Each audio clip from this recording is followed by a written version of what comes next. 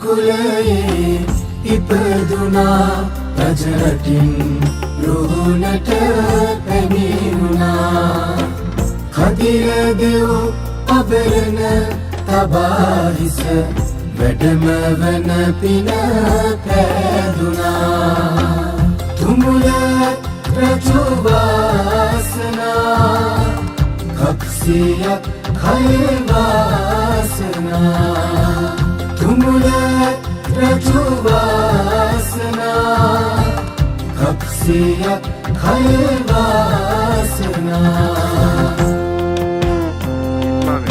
අවසන් මහා පෙරහැරේ දැන් සදහතු කණුන් වහන්සේ වාසනාවට හම්බෙලා තියෙනවා. කොහොමද ඉස්සරහට තියෙන වැඩ පිළිවෙල දැන්? අදහවස මේටි බේටි වෙලා යානාවල නිදි කරගෙන අපි ඉන්නෝ දැන් අපිට එන්න ඊයනකම් අපි සූදානමින් ඉන්නෝ. වෙලාව තියෙන්නේ කොහොමද අජිත් මාම? වෙලාව 4:00 විතර වගේ කතා එක්කගෙන යනවා පල්ලේ. පත්‍රිපු.